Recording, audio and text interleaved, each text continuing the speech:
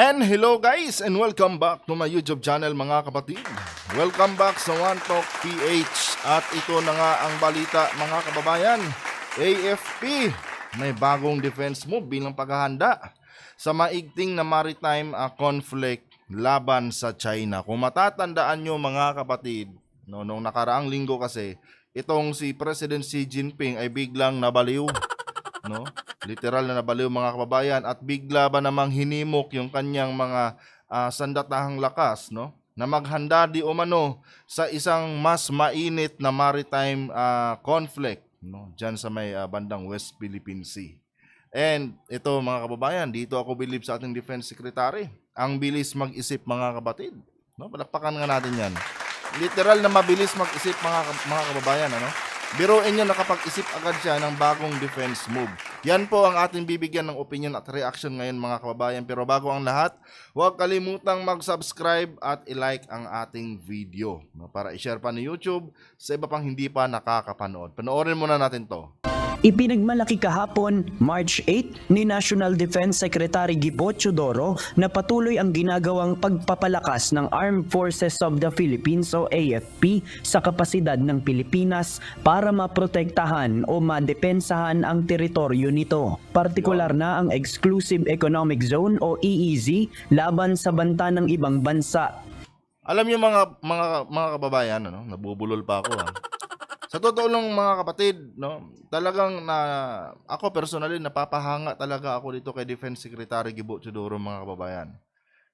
Biruin mo yung pressure na dala-dala niya araw-araw mga kapatid, dahil hindi po biro yung kanyang posisyon, Nakasalalay po sa ating Defense Secretary mga kababayan, yung seguridad ng ating bansa. Dala-dala po niya yung ating mga AFP, yung mga depensa, mga kasundaluhan natin mga kapatid, nakasalalay po sa kanyang balikat.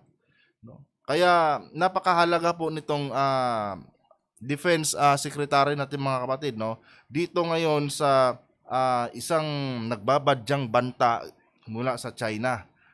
Kung mahina-hina lang po yung ating Defense Secretary mga kapatid, anytime soon, pwede tayong lusubin ng China.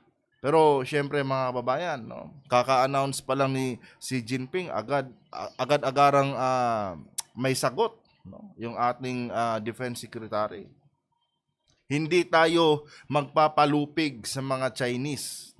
Ang bilis niyang nakapag-isip ng bagong defense move mga kapatid, para madepensahan itong ating bansa. Yan ang Defense Secretary mga kababayan. And pag ito tumakbo sa 2028 mga kapatid, sigurado na ako ito yung magiging manok ko. Hindi naman sa namumuliti ka dito mga kababayan Pero syempre, naranasan na natin magkaroon ng presidenteng walang pakialam sa ating soberanya mga kababayan. Uulitin pa ba natin? 'Di ba? Mas mainam yung presidenteng alam ipagtanggol yung kanyang bansa mga kapatid. Kaysa naman doon sa presidenteng popular lang, pero walang alam kung paano depensahan, paano ipagtanggol yung kanyang bansa. Anyway, tuloy natin. Ginawa nito ang pahayag matapos manawagan si Chinese President Xi Jinping nitong Huwebes sa kanyang annual parliament meeting kasama ang mga delegado ng People's Liberation Army at kanilang armed police force na maghanda para sa mga inaasahang gulo sa karagatan na kahaharapin ng China military. Alam niyo mga kapatid, wala naman talaga totaling gulo dyan Wala dapat gulo dyan sa may West Philippine Sea na yan. Kung hindi lang talaga sakim at gahaman itong China mga kababayan. Sa lahat ng aspeto ng tawag nito, bangayan dyan sa West Philippine Sea mga kapatid, talagang talong-talo talong-talo itong China. Dahil tayo po ay may solidong pruweba. Nasa atin po talaga ang West Philippine Sea. Kanya nga lang mga kapatid, dahil sa kawalan nila ng respeto sa ating mga Pilipino, inaapakan nila yung ating kalayaan at soberanya mga kababayan. Kaya ito yung naging resulta ngayon mga kapatid. And siguro masasabi ko, sa noong mga panahong mga 2000, sino pa bang presidente? Panahon pa yata ni President Pinoy ito Hindi naman sa sinisisi natin yung namatay ng presidente natin mga kapatid. Pero I think may naging kapabayaan din tayo, no? May naging kapabayaan din yung kanyang administrasyon mga kababayan. No? Kasi kung noong mga panahon na yun mga kapatid, no? Kung effective lang sana yung defense secretary natin nung mga time na yon, siguro nagwardyahan natin yung West Philippine Sea na yan at hindi sana basta-basta no napasok yan ng napasok ng mga taga China, no. Kasi siguro nakita ng China ng mga time na yun mga kababayan na walang bantay dito no? Walang naka-display dito mga masyado silang kampante Ngayon nagkaroon ng interest ang China, no? Pinaglayag nila yung kanilang mga marine research vessel, no? Nakitaan na pucha, pwedeng pagkunan to ng langis. Ang laki ng deposito dito ng langis. Doon nagsimula, no? Pinagwardyahan agad sa mga Coast Guard. Ngayon, tsaka lang natin napansin, no? Bakit may mga dito? Bakit may mga Coast Guard na ng China? Nung nakipag-usap na yung ating mga Coast Guard doon, sabi ng China, sa amin to, no? Pagmamay-ari to, sakop to ng China. Bakit kini-question nyo kami dito kung bakit nandito kami? Diba? Pero kung nandoon na sana mga kababayan ng ating mga Coast Guard noon pa man, no? Wala sana tayong nagiging problema ngayon. Wala sana yung mga ganitong issue mga kapatid, no? Wala sana mga ganitong pagbabanta, no? Na galing sa China. Buti na lang sa kasalukuyan nating administrasyon ngayon may ganito din tayo kabilis na defense secretary mga kababayan, no? Agad-agarang nakapag-isip, no, ng mga taktika kung paano natin depensahan yung ating soberanya at ang ating bansa. Anyway, tuloy natin. Dahil dito, tiniyak ni Secretary Teodoro na ginagawa naman ng AFP ang lahat para mapaigting ang mga paghahanda ng Pilipinas para sa sino mang magtatangkang gipitin ang karapatan ng mga Pilipino sa loob ng teritoryo ng bansa. Anya ay pinapatupad na ng hukbong sandatahan ang bagong Comprehensive Archipelagic Defense Concept o CADC. Alam niyo mga kapatid, ito lang po yung hindi ko gusto dito. Hindi naman sa dinidiscriminate ko yung diskarte ni Defense Secretary Gibo. Dapat yung mga ganitong mga terminology kasi mga kababayan, dapat sinisikreto na lang natin to, no? Kasi dito sa Pilipinas mga kapatid, hindi natin alam kung sino yung intel dito sinong intel dito ng China, no? Na kung saan mamaya diyan, no, tinitiktikan pala nila yung mga paghahanda na ginagawa ng ating sandatahang lakas. Posible kasi din mga kababayan, no, kahit gaano kabilis umaksyon ng ating defense secretary, may possibility pa rin, no, na mabubutasan yung ating depensa, no, dahil sa mga preskon na ganito mga kapatid, no. Hindi kasi natin alam kung sino yung mga intel dito ng China na nagtitik-tik sa ating mga sa ating mga depensa. Kung mapapansin niyo mga kababayan, noong nakaraan, ewan ko lang kung nabasa niyo yung announcement ni Xi Jinping, no? Gusto na niyang mas paigtingin yung cyber security nila, no, sa kanilang bansa. Ibig sabihin ng mga kapatid, no, gusto nilang i-secure yung mga intelligence na mga nila, no, mga intelligence report nila, gusto nilang ma-secure yon. Kasi yung pag sinabi nating cyber security mga kababayan, no, ang pinag-uusapan natin diyan is yung internet, no. So yung mga firewall ng kanilang bansa mga kapatid, no, sinisigurado na nila, no, na hindi talaga ito kayang mapasok ng kahit sinong bansa. Dahil yung syempre yung mga ganito, mga strategic, mga planning nila diyan, ayaw nilang mabisto, no? Kung paano ba yung plano nilang pagsalakay, mga ganong bagay. Yan po ang isa sa dahilan mga kapatid kung bakit kasabay nung pag-announce ni President Xi Jinping na maghanda, no, yung kanyang mga military force sa isang mas mainit na maritime conflict, in-announce din niya mga kababayan, no, na yung cyber security nila no, mas dapat paigtingin din, no, para hindi sila mapasok ng mga ng mga taga-ibang bansa, no. Isa po 'yan. And hopefully mga kapatid, itong mga ganitong bagay ay sana po napaghahandaan din, no, ng ating sandatahang lakas. Itong ating cyber security. At dapat nga mga kababayan, no, tulad nito, mga ganitong plano, dapat hindi na natin 'to pinapamedya. Nare-react lang naman natin 'to, no, nabibigyan lang naman natin ng opinion 'to dahil naka-display lang naman ito sa mismong YouTube. 'Di ba? Kahit hindi ko naman gawan 'to ng opinion mga kapatid, malalaman at malalaman pa rin ito, no? Kung sakaling meron mang intelligence agent itong China. Tama ba yung term ko? Intelligence agent. Pagpasensyahan nyo na guys, no? Hindi ko kasi masyadong kabisado yung mga terminology diyan. No? Pero ganun pa man, kung sakali mang merong nag-i-espiya dito sa atin mga kababayan na galing ng China, no? I think downside itong pagpapamedia ng ating Defense Secretary, no. Yun lang naman ang opinion ko, and hopefully, no, mapakinggan tayo, no. Sana makarating ito kay Defense Secretary Gibo Teodoro. Tuloy muna natin 'to.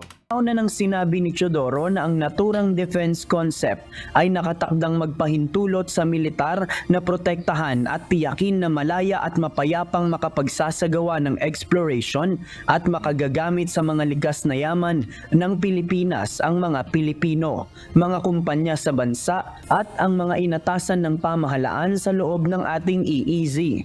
Masisiguro rin dito ang karapatan ng mga Pilipino sa mga lugar na mayroon tayong jurisdiksyon.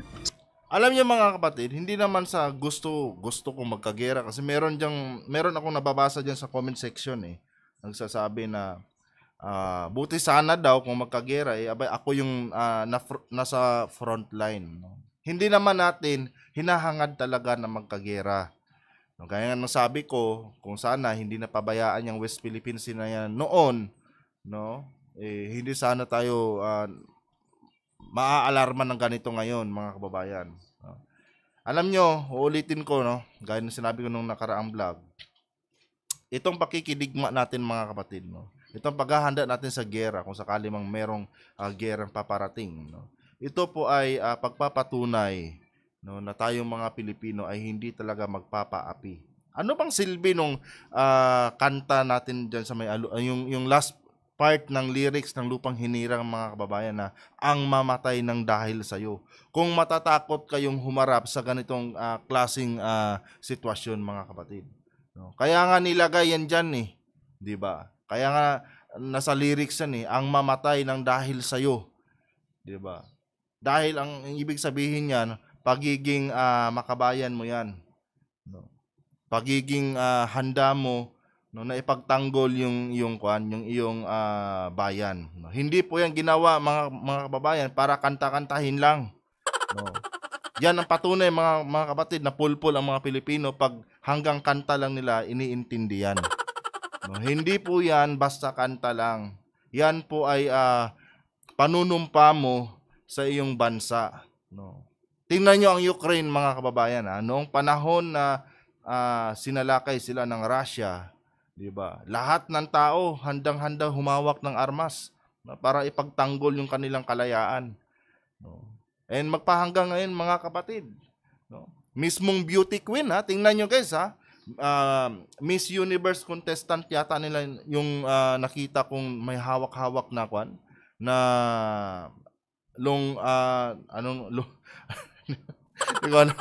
yung long firearms, no? Yun ba yung term nun? May hawak-hawak na long firearms, tapos yung mga bala mga kapatid, nakakuan dito. Nakatali sa kanyang katawan, no? Beauty queen yun mga kababayan.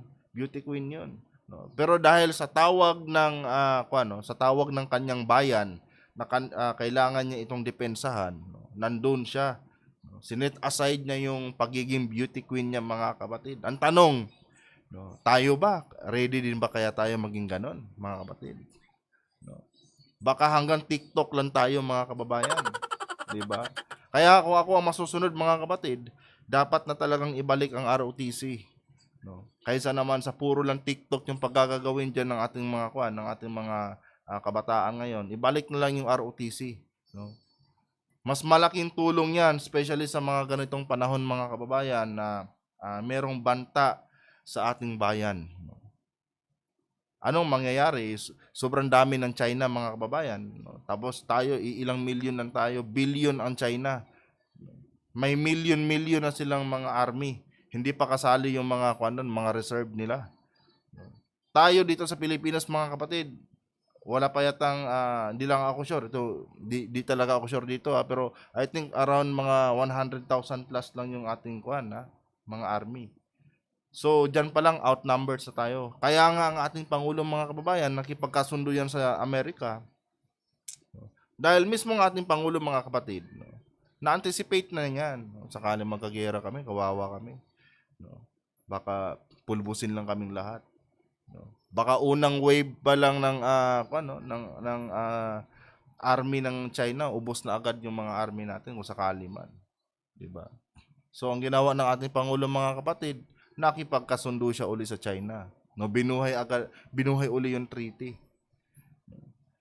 Kaya dapat mga kababayan, no, kung sakali man dumating itong itong pinaghahandaan natin ngayon, no, lumabas kayo ng mga bahay nyo at ipagtanggol yung Pilipinas. No, wag po tayong magpapalupig. 'Di ba? Ako nga pagdating ng araw na 'yung mga kapatid, no, kung sakaling magkaroon ng giyera, syempre wala nang mga internet. Makakapag-vlog pa ba ako ng ganito, 'di ba? Ang meron lang tayo para maulit itong mga ganitong setup, no, makakapag-vlog ako ulit. Ang meron lang tulungan ng ating gobyerno, no, na ipaglaban ng ating bansa. 'Yun lang ang meron ako ng mga panahon na 'yan, kung sakali man. So, obligado na kailangan sumama, 'di ba? Sa pamamagitan din ng CADC, mabibigyan ng pahintulot ang bansa na maglagay ng military presence sa mga lugar na kailangang maprotektahan o mapreserba na naaayon sa ating konstitusyon. Sa isang pahayag, sinabi ng kalihim na palalakasin ng naturang konsepto ang kabuuang teritoryo ng Pilipinas para patuloy na makinabang ang mga mamamayan at ang susunod na henerasyon. Sa pamamagitan din anya nito, hindi nakakailangan pa ng militar na maghihintay pa sa mga ilalabas na direktiba para kumilos sa oras na gipitin ng ibang bansa. Maaari na umanong gamitin ng mga commander at unit ng AFP ang CADC sa abot ng kanilang makakaya. Matatandaan na nitong March 5. Sobrang advanced talaga mag-iisip nitong Defense Secretary natin mga kapatid. Kaya kung sakali man tumakbo ito ulit bilang presidente mga kababayan, ito po talaga yung susuportahan ko. No, ito na po talaga yung susuportahan ko. No.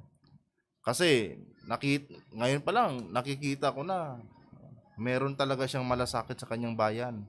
No. Uulitin pa ba natin yung mga naging pangulo natin mga kapatid na walang pakialam sa bansa natin? 'Di ba? At least ito, no, alam na niya yung mga issue pag sakali man, no, bumaba na si President Marcos. No, alam na niya agad yung mga posibleng kakaharapin niyang issue pag siya po ay naupo mga kababayan. No, kaysa naman boboto ka diyan ng walang alam, 'di ba? Dahil lang sa popularidad, iboboto natin. No, hindi dapat ganoon mga kababayan. Dapat iboto natin yung leader, no, na handang ipaglaban yung ating bayan. Hindi lang sa dahil sila ay popular. No. 2 barkong pandigma ng China Coast Guard ang nagbomba ng water cannon sa isang Filipino vessel na naglalakbay papunta sa BRP Sierra Madre sa Ayungin Shoal. 4 na tauhan ng Philippine Navy ang nasugatan dahil sa nangyaring tensyon sa pagitan ng dalawang panig. Nakikipaglaban ang Pilipinas at China sa isang territorial dispute sa South China Sea. Hindi, nakikipaglaban ang Pilipinas dahil inaangkin yung ating teritoryo. No. Yan China, pabayaan na natin yan. 'Di ba? Kahit sa ang anggulo mga kapatid, natalo na sila ng Pilipinas, no. Kaya ngayon, no, dinadaan nila tayo ngayon sa sa matinding takutan. 'Di ba? Wala no. Kung matapang sila, mas matapang ang Pinoy mga kababayan. 'Di ba? Mas matapang ang Pinoy. Kung matapang sila, mas matapang tayo. Anyway guys, hanggang dito na lang yung vlog natin, no? At magpi-prepare pa ako. No? Kung nagustuhan niyo po ang ating content, huwag kalimutang mag-subscribe, kapatid, kung bago ka lang dito, and paki-like na rin ang ating video. Adios.